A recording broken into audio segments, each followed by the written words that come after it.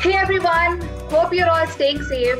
My name is Grishma Singh and I'm back with Get Candid, a podcast created for real talk. And my job is to get the best out of the speaker. Well, before I begin, I have something to share. Recently, I bought a biodegradable product and it's called a seed pen. The best part about this pen is that once you've used it up, you can go ahead and plant it with the help of the seeds at the tip. So it is completely plastic free and nothing goes to waste because you're planting it. What's more exciting is that today I have with me the creator of this pen, Varunavi Chauhan. She's not only the creator, but she's a founder of her startup that is Paperworks. Join me in discussing about her journey as a student, entrepreneurship, and more. Well, she's inspired me to be more creative. Hope she does to you too. Stay tuned, the podcast is going to begin now. Hi Varunavi, I thank you for joining me to my podcast, which is called as Get Candid with Grishma. I am so happy to have this discussion with you, especially regarding the product that you've created that is called as the seed pens right over here. And after I got to know about it, I immediately bought it in. And trust me, I've been writing it through all my diaries, through all the work that I've been doing so far. It's simply amazing to learn about your work at Paperworks, and you founded it. Now, I would like to ask from your end, why did you decide to create something like this, a product which is biodegradable and a seed pen? Okay. Firstly, thank you so much for inviting me to your podcast. I feel really honored to be here. And as to answering your question, so my entire ideology behind coming up with seed products actually and plantable stationery came from the idea that there has been no sort of an innovation when it comes to stationery. There has been in terms of utility, but there has never been a sort of a progress made in terms of what are the alternate uses or what are the alternate mechanisms through which we can manufacture stationery. So I remember we were having this one discussion wherein we were like, okay, so what do you think? Like how much plastic could be generated by stationery? And when we started researching about it, we actually found that it was close to 100 million. And that only came from India itself. And it just adds to the landfill. And that got me thinking that, stationery is something that everybody uses. It's not just very centric to a demographic. So like or an age group that okay so kids from 8 to 12 years only use stationery. In India I think stationery is pretty much everywhere present, so from Yeah. office supplies to schools to your house, everybody has a set of pens. Even though people say that we're moving into a digital era, stationery is still very much present today. So that is how basically I wanted to do something that was sustainable, something that could contribute to the environment more. And if I could come up with an idea that could help change the way people use stationery or change the way people think about buying stationery, I would have loved to, initiate that, and I did. So yeah. Awesome. That's fantastic. But I would like to understand more about these seeds over here. So, can you please explain me what was the idea Yeah. behind planting and having these seeds over here and having the notion of ensuring that the normal customers would go ahead and plant these seeds? Yeah. So seed pens is actually one of our highest selling products. So one of the things that the seed pen basically is known for, the USP, is its cardboard body and the seeds attached at the end of it.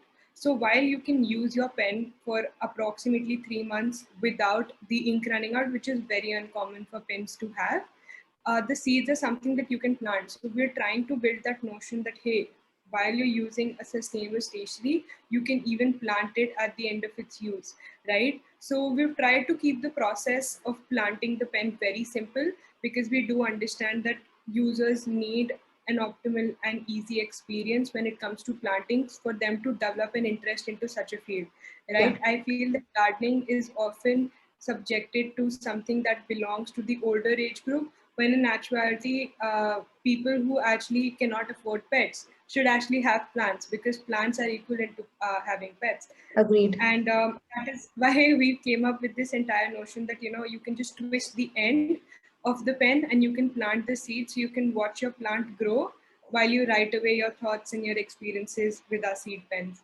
So yeah, that's the entire ideology. Another thing about the seed pens is that the seed pen, the body of the seed pen is made from cardboard, and we quill it. So apart from making sure that there's no plastic involved, we also make sure that the ink use is non-toxic. So that, because we make sure that kids and everybody should be comfortable using our stationery. So that is why we make sure that we're using non-toxic ink, so that even if kids are using it, that it is on their hands, or even as adults, if it is on our hands, it is often said that there's a risk if you have too much ink on your hand or anything, because it can lead to some sort of a cancer. So we make sure that we are taking the right precautions in manufacturing the product. And also, like when we deliver, we do attach a cute little note, so that we actually try to form relations to the handwritten notes. So we could say that, while we're progressing, we're still trying to hold back to our roots by planting pens. So yeah. That's amazing. So, to add to this, when I was younger back in high school, we would use a lot of gel pens. And I still remember the times I would keep the pen inside and suck it all in. That was me being very stupid, of course. But I think if the students do start using these kind of pens, it's very difficult for them to suck anything in because it's all covered and it's all seeds. So, if the seeds go in, hey, no one dies because of seeds. So, Yeah, I think go one on. of the things that I also pretty much associate myself with is, in schools we used to have, this session of anxiety wherein we used to just nub on our pens, because it was just like before getting your test results or just before giving a test. And I still remember that there have been times where I used to, like, sometimes bite the pen too hard, or Yeah. basically do anything that could lead to a spill. And I realized that it's not really viable. Not only does it make you look so stupid in front of a Yeah. classroom that 30 to 40 people, but also the fact that it's toxic, so something could happen to you.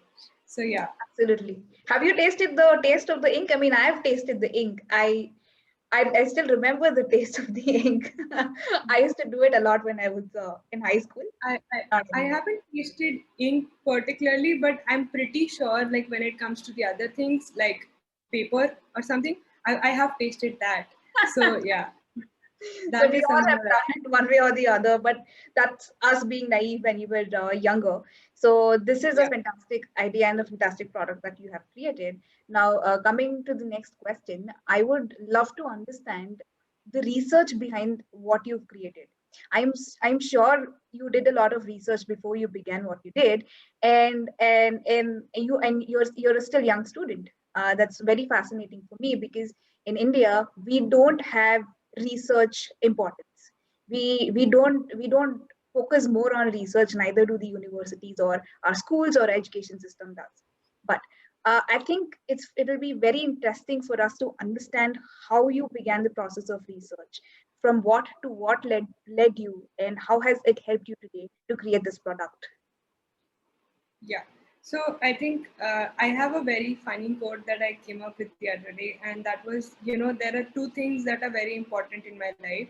One is procrastination, and one is sustainability. And both the things that they have in common is that we're always thinking about tomorrow.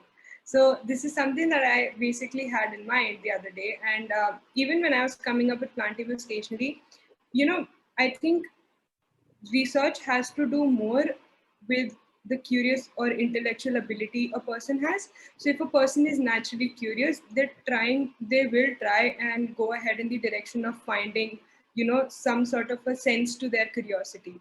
And that is what I was doing. Like, I'm a person who's naturally very curious about things. So I was trying to figure out that, okay, if I have an idea, is it even viable, or is it something that I can just put off till the time, like, there's a new form of technology that comes in, and I can, make sure I go ahead with this plan. And I came up with the idea that, everything that I was thinking about related back to the things that I had acquired when I was young.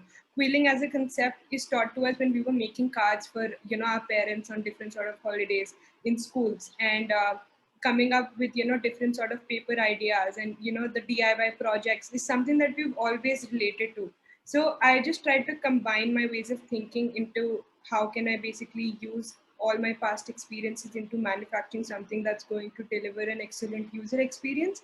And as far as research goes, there are so many people around the world who are so passionate about sustainability, who are so passionate about eco-friendly products, that they've written extensive reports on, how plastic is something that can turn into something that's inevitable, that we'll never be able to get rid of. So if there are more minds who think alike about sustainability, and if they come together and they try to devise something, or they try to innovate on products that initially have a lot of plastic in them, we will definitely be able to curb the amount of plastic that is generated. And I was reading about it, and there have been interesting stories about some of the products that I have manufactured do have a previous existence, but in a different sense. So when I talk about seed bombs is actually a concept that was started for plantations in forests where the weather conditions were pretty erratic, and because we were losing out on a lot of forest land, there was this scientist who came up with this idea of putting seeds in a ball and then asking the people in aerospace to just literally drop these balls off to different parts of the forest on a random basis, on the weather prediction basis that there might be rain in a few days. And that is how, like, basically they just threw it off, and when the rain came and nature played its game, they were able to nurture those seeds. And basically when I got to know about that concept, I was pretty much very intrigued that, hey, this is such a simple idea and a brilliant execution of not putting too much man labor, but just using the force of nature to help nature retrieve its own energy back. So to me, like, coming up with the entire idea of seed balls and seed bombs and making it more interesting for people to engage with was something that I had to come up with. And I think, besides research, in terms of using Google as your best friend, researching every little stupid question or every stupid thought you have, I wouldn't recommend for your health, but everything else you can definitely use Google for. And just reading about things or just watching videos and TED Talk speakers talk about it gives you a lot of insight and a lot of inspiration to basically go ahead with your idea. And when we created the first prototype, it was very different to the products that you receive now. The first one was pretty loopy. It literally crumbled in my hand. But at the same time, it gave me an idea that, hey, this is something that I have to do. All I need to do is just get a hard paper, get a hard cardboard bound, and make sure that it does not get affected by temperature. It does not regulate the ink of the pen.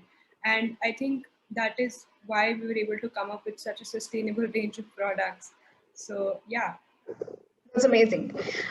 What I've understood is that it all began with curiosity, and then you did your own research on Google, and you experimented, and boom, you created the seed pen over here, right? Okay. Yeah. So yeah, so that's the process, I believe. And I would like to understand, how did you get in touch with vendors? How did you get in touch with people who created these kind of materials? What was your journey like? Yeah, tell us. Okay, so I think I actually I was, when I started my business, I was one of the worst people to negotiate over anything. I am naturally when I have to get on a call with somebody who's going, that I need help from, I'm particularly very shy. Like, I would not be able to do that. But then I realized that it's something that is going to mutually benefit us. Like, I will be buying stuff from him, and I'll be him or her, I and I'll have to be interrupt giving you them here. money. Yeah, but I'm so sorry, but I have to interrupt and tell the viewers and you that you do not sound shy at all to me, because the moment I connected with you, you went on and on and on and on, and I'm like, wow, she knows a lot. So Yeah, yeah, go on. that Go comes with the topics that are of my interest, and also with all the experience that I've gathered through various internships and college projects that I've done. So it's actually a sales technique that when you're giving a pitch, you shouldn't shut up till the point that your viewer is completely satisfied with everything you've said. And it's something that you learn from even trying to memorize rap songs. So yeah, pretty much that. I have a very creative way of enhancing my own skills when it comes to either marketing or even speaking English, because English is my second language. And yeah, coming back to the point of contacting vendors, I remember I contacted about 70 plus vendors initially, and I was calling them, just noting down the rates that they were telling and just not speaking anything beyond that, because there was still so much for me to learn and basically put my point forward to, that I did not want to say something that was basically going to sound just not right, or something that was just very inexperienced of me to say. So when I gathered a list and I actually came to this understanding that, okay, this is the highest rate that is being offered to me, and this is the lowest rate that is being offered to me. this is the shipping that I could give, and this is the shipping that I'm getting. So it was basically based on a lot of logical procedure that I came up with the rate that I was pretty confident to bargain about, because I had the entire logical backup understanding of why I came up with that rate. And that is how I basically started contacting people. We started in March 2020, and that was the time when India was entering into a lockdown. Yeah. So it was almost like I just had a week to basically, even if I had to go to a manufacturer to see their products, I have to do it within that week. So I was trying to maximize my own potential of, grasping as much knowledge as I could, as well as how many vendors I could reach in that point of time. And I did that. So I contacted various different vendors, but the one that, we were able to finally come in terms with were the ones who were able to manufacture it according to our needs, and basically were very comfortable in changing their entire procedure and outlay as to something that would comfort us. So yeah, that is how we basically decided vendors. Yeah. That's amazing. Okay. So throughout the entire process, did you face any hard challenges where there's something that stopped you in continuing the process of creating this pen? I think not just pens, but in terms of the entire business, we did face a lot of hardships when it comes to engaging with the right people. So when I speak in terms of when we were trying to transition paperwork from a B2C model to a B2B model, because we did understand that actually having corporations on board and changing their office supplies could lead to a bigger impact. We were trying to contact as many corporates as we could, and we realized that sometimes when you're young, people tend not to take you very seriously when you're a little inexperienced when it comes to handling business negotiations, or even B2B models that are very, very centric and serious on a revenue tangent. So that is something that initially when we tried, we did fail 2 to 3 times, but after that we were able to understand and learn from our own experience that, hey, maybe if we change our approach from this to this, like instead of initially targeting the growth potential, if we just target their understanding and their requirements, and then moving into a direction where we can price the models in accordance with their budget, it could lead for us to even engage in a further talk. And that Right. is what we initially did, right? And we do believe that engaging with a lot of startups initially helps in building a strong foundation. So that is why we engage with people who are very similar to us, in a sense that businesses that were just starting out, businesses that were just figuring out their own motives as to what they would like in a packaging sense, what they would like to include in their entire Yeah. promotional sense in an offline manner, right? And we engaged with a different number of startups, and that is how we basically built a momentum that, Mhm. hey, so when we reach out to big corporations, we have like this plethora of businesses who support us by saying that, hey, they are doing this, and you can trust them on their ability to deliver good quality seed products to you. So that is how we basically proceeded. Another challenge that I feel we often face is, uh, I think, this entire phenomena about students, and how centric a society feels academic is on them. So even when I was starting out, my parents had this bigger concern that if you flunk your exams, we are chucking you out of the house. And in a similar sense, I think all Indians have this thing that your child needs to be brilliant at Yes. studies, and no Indian ever wants their child to be average when people are comfortable being average. I love that I'm an average academic person with a great amount of creativity that can be used in a versatile sense.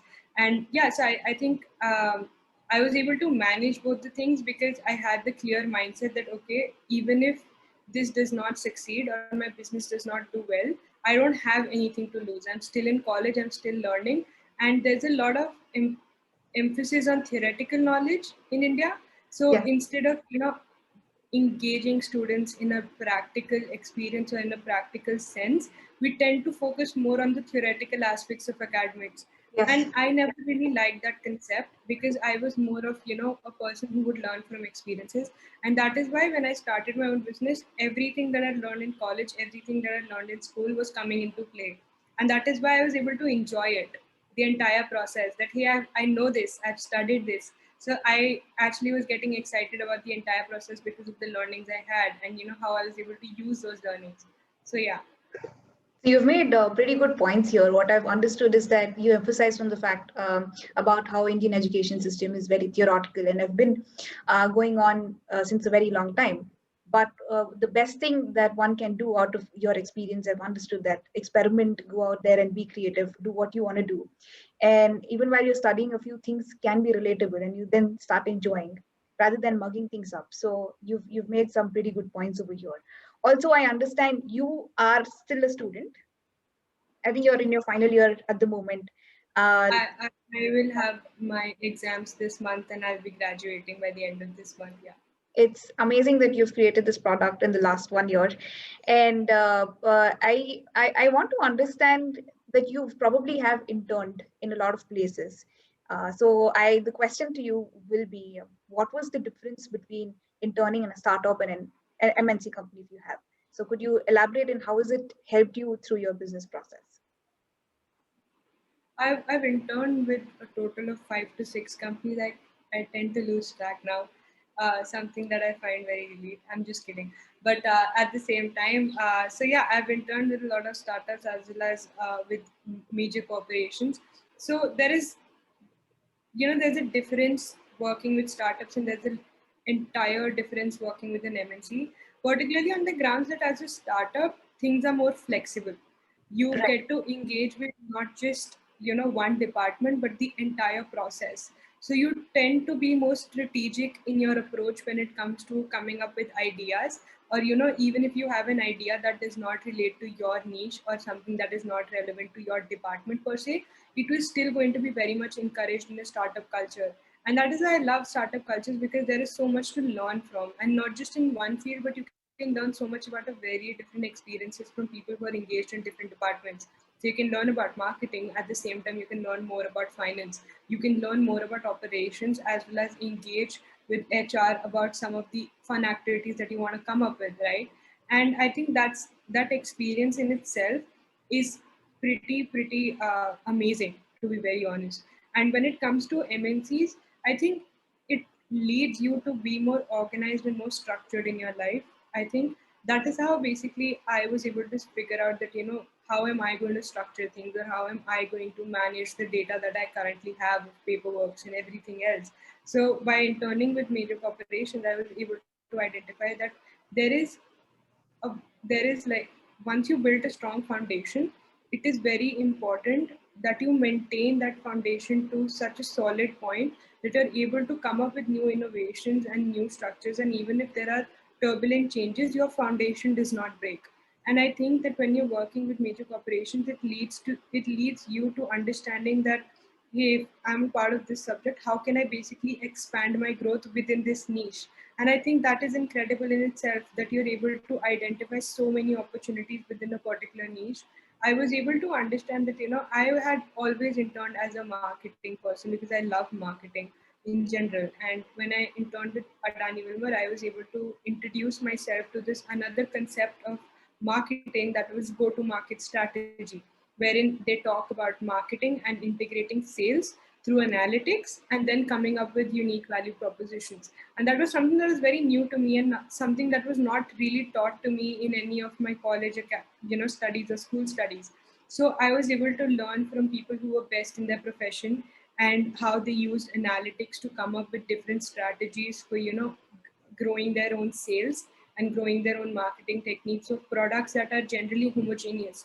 Food products and raw food supplies are generally very homogeneous, and people tend not to differentiate from one brand to the another unless and until you've achieved a certain economic stability sense, right? So if it's an average Indian, if they're looking for pulses, they would choose any pulses that are available in the market. So how can you as a major corporation mark your own different name and your own different credibility in that entire homogeneous market is something that everybody should learn as well. So yeah, it's more about being very structured and organized in major corporations, and being more flexible and learning from your surroundings in a startup culture. Yeah. I think this is pretty good, and it's definitely helped you a lot with your venture. But I want to understand what are the other kind of products that you've launched at Paperworks. Can you tell us more about it? Yeah, definitely. So, apart from seed pens and seed bombs, we basically have seed cover diaries, seed cards, seed pencils, seed tags. We've also come up with DIY gardening kits. So, all of them are a part of a sustainable range and plantable range that we've come up with. We're also coming up with seed envelopes and trying to target the Indian wedding market through that. But at the same time, everything that we're coming up with, we're trying to put in a lot of quality assurance checks, as well as making sure that everything is very, very easy for the user to experience and plant. So we're using seeds that are, generally suitable for the Indian climate, and something that people would appreciate. One of the things that we've recently noticed is, how basically people who do not eat certain amount of vegetables, and how can we customize stationary seeds for them as well. So say for example, if somebody is a Jain and they tend not to eat seeds vegetables like brinjal, right? How can we make sure that when they order, we're able to identify that and give people the option of choosing the seeds that they would wish to have. So we're trying to work on that model as well now. And yeah, so from moving from like a printing from a normal tangent of supplying plain supplies with just the seeds, we're also now moving to the printing side of it. So we are printing cards as per the customer requirements, and we're giving them a very competitive pricing when it comes to buying cards at a normal range. And we're also constantly ideating and working on a production mechanism to lower our cost down further, so that we can provide stationery to customers at a much affordable rate. I think with coronavirus, we're also trying to innovate. How can we make the digital experience for people more creative, in a sense that stationery is something that's pretty ordinary, and to market something that's so ordinary, we need brilliant ideas and very quirky ideas that can be very relatable to people and make them engage with our brand. So that is what we're constantly ideating on. And apart from this, like Paperworks has also now started designing stuff. So say for example, if you come to us and say that, hey, I have this requirement that I want you guys to make this card, can you design it for me? So we're now doing that as well, because we do have people on board who have the required experience of graphic designing. So we are trying to make sure that all your needs are basically sorted better with Paperworks. So yeah. Nice. That's fantastic. And where do you see Paperworks in the future? How do you think it's going to grow? What is its future? I think what I wish Paperworks to achieve in the future is include more sustainable products on board, and not just focus on stationery, but also promote a zero waste culture in country like India. And I think Yeah. that there are so many brands out there, there are so many people out there who are doing exceedingly well when it comes to making sure that they're making an impact with whatever purchase that they plan to do.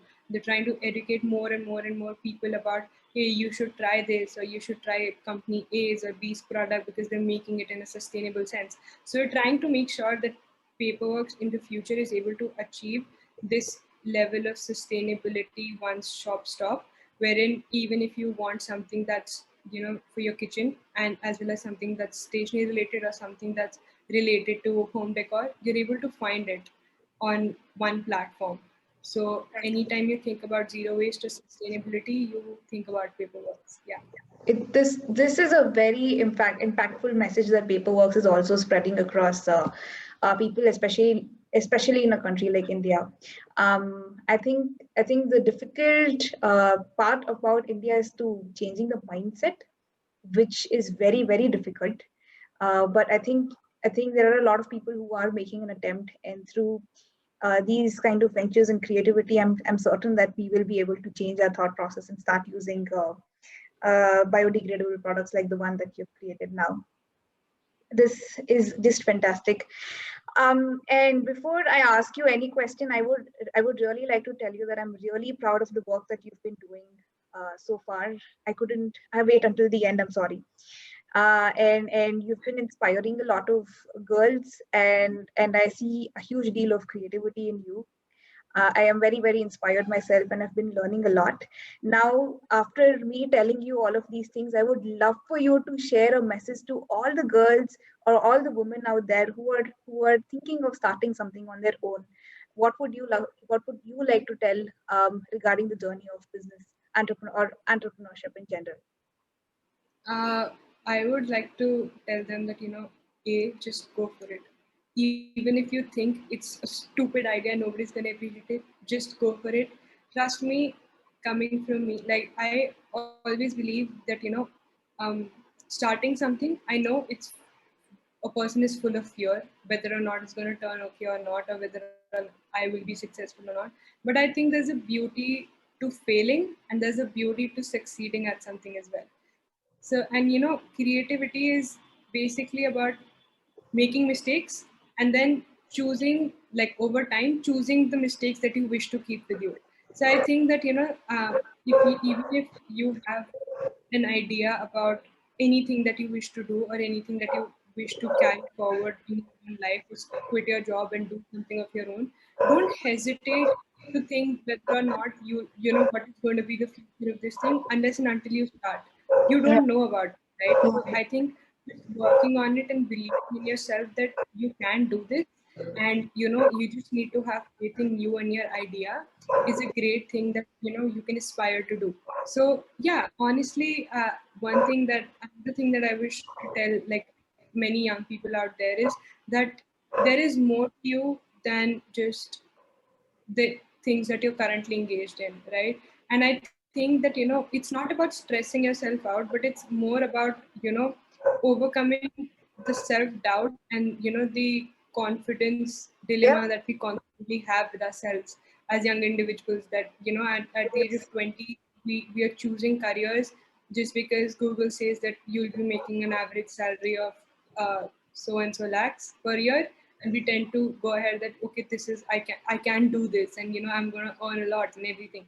And then later on in life we tend to figure out that maybe if I would have stick to something else, or actually pursued what I actually had interest in, I would be more happy. And always go ahead with the idea or the career choice that makes you happy and that fulfills your desire of work satisfaction, because that is what is most important. And in the long run, if you're good at what you do, you're going to make money anyway. So think about things that are going to give you more than just money, and can relate to your personality and who you are as an individual. That's a fantastic message that you have shared. Thank you very much. I loved it and I enjoyed learning every bit of your journey as an entrepreneur, especially with Paperworks. I truly wish you the very best and I really hope I'm going to stay connected to you. I'm going to bug you a lot.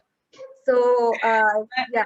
I would love to be friends with you. It's honestly such a great thing to have a person who makes a podcast, uh, like a friend. Because at the same time, anytime I need motivation, I can just ask you, hey, which video of yours is coming up next, and then you can just share, whatever things that you have. And also, one thing that I wish to share about you and your podcast is that a lot of your viewers also don't know that I'm not sure if they know that you are working and this is something that you're also pursuing in Yeah. addition to the many, many interests you have. And I think that is commendable in itself, that, just look at you, and, you're doing so amazingly well with whatever it is that, you do in your professional life, but you're also making sure that you're taking the time out and you're giving your weekend away to learn more about other people and their businesses, is commendable in itself. So thank you so much for connecting with me. Yeah. Did you all hear that? Yeah. Note it all down. That's me. Thank you. That's wonderful. Yeah. I haven't nobody has told me so much until now, and I feel so good about it. Thank you I so think it's long overdue if you haven't heard it. So that is why I took the opportunity to shoot my shot and say it. Yeah. thank you very much. Those were like such commendable words. I mean, it was very very sweet. You made me blush, and I'm on top, and then I'm like, is that really me? Okay. So it's amazing, and what I've also learned from you is you have amazing communication skills. I'm sometimes intimidated, and I'm like, wow, she's really good. How do I speak to her. It's like that. I think a lot of us can learn a lot from you. I have learned a lot from you. I've learned negotiation skills from you. I've learned to take the courage to ensure do anything you want and be creative. To be honest, there are a lot of students. I also work as a recruiter to all the viewers. So I deal with a lot of students in general, and a lot of students do come out to me and ask me, how do you think out of box? How do you be creative? I think a lot of us can learn a lot from you because you began with curiosity. That is the first word you started off with. And then you did a lot of research and you experimented with it. Would you like to add more to how a person or a student can think out of the box? I have a quote for this. It's by one of my favorite authors who died in 2018. But she basically had this quote who said that, a creative adult is a child who survived. And, there are various tandems to how you explain this quote. But what I personally think about is that, we often treat imagination as something that's trivial or something that's, more fluid. And it is, in a sense, it is. But it's not really a soft skill. It's something that your mind goes to work at. And sometimes you get these quirky ideas and you get these absolutely brilliant ideas or curious questions that you have about the world, about Right. yourself, as your surroundings, that people who are able to pursue this are the ones who are able to think out of the box. Your box is your brain is your box. So if you're able to think beyond it and you're able to assess that, hey, this is so interesting, why do I not read more about it?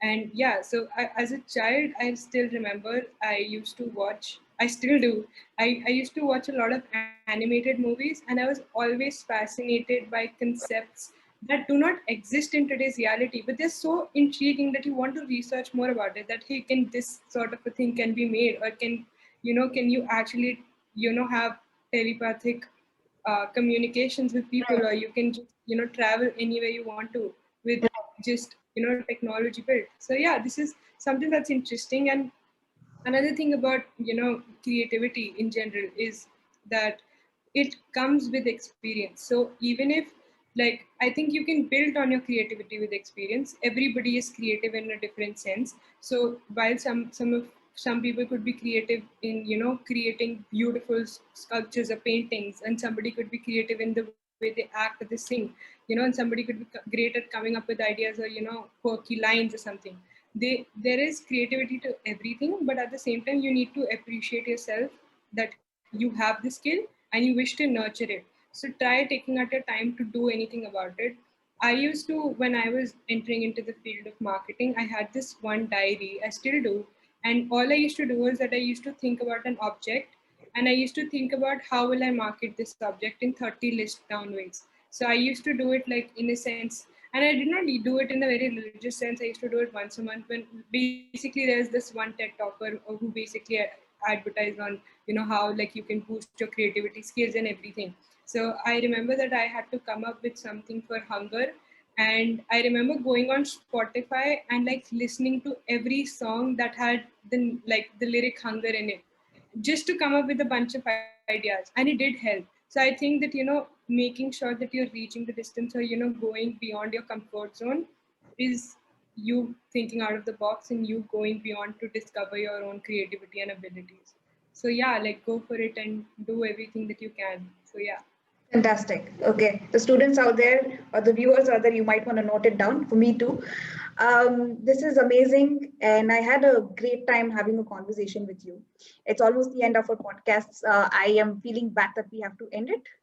But I think we've learned a lot through this podcast, and we've understood the process of how you began your journey as an entrepreneur, how you've created the products that you have created, which is just fantastic. And I also understand that you support a lot of women who are establishing themselves as entrepreneurs, or probably even Yeah. getting themselves skilled to join a job, especially in the rural side of India, which is commendable work. You've done a lot of workshops. She has. For more details to her work, I have listed it all down in the description below. So you can reach her. You can ask her for any queries. She'll be happy to help you. You can also reach me if you have any queries. I thank you all for watching the podcast. I hope it was useful. Please do let us know in the comments below. Thank you once again for joining me. It's Thank you so much for inviting me. Yeah. Thank you very much. Until next time, bye and take care. Stay safe. Bye.